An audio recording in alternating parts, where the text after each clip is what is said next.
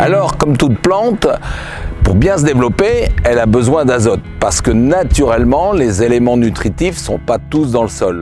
Donc nous faisons des apports d'azote de façon à ce que la plante, le blé entre autres, produise en quantité normale et en qualité bonne, voire très bonne. Puisqu'aujourd'hui, on est demandeur de qualité, de blé de qualité, et donc l'azote permet de faire des blés de qualité.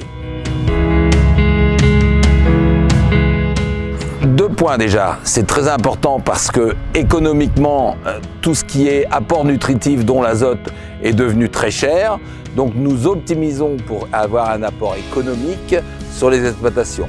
Après, nous avons également le gaspillage. Il ne sert à rien de gaspiller car ça va polluer aussi bien de l'eau que de l'air. Donc c'est important. Troisième chose, cela induit également, trop d'azote peut induire des maladies ou de l'averse sur les cultures. Donc c'est très important d'optimiser au mieux cet azote que l'on apporte. Tout d'abord, nous avons des reliquats à la sortie de l'hiver de façon à mesurer ce qui est encore dans le sol en niveau azote. Donc ça c'est très important suivant la pluviométrie de l'hiver. Après, nous avons un suivi durant la culture, la pousse de la culture.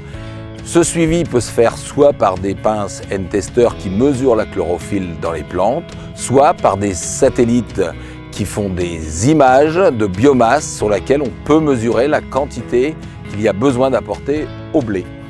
Sur d'autres cultures comme le colza, nous faisons des mesures de masse, de biomasse en entrée d'hiver, en sortie d'hiver, ce qui nous donne une dose d'azote qui est déjà absorbée par la plante et qui nous fait par soustraction la dose qui reste à amener sur cette plante. Alors notre métier est très dépendant des conditions climatiques.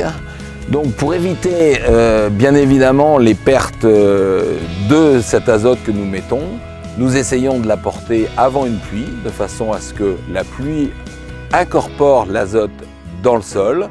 Et on évite également de le faire par temps de vent, car il peut y avoir après de la volatilisation de cet engrais qui va dans l'air.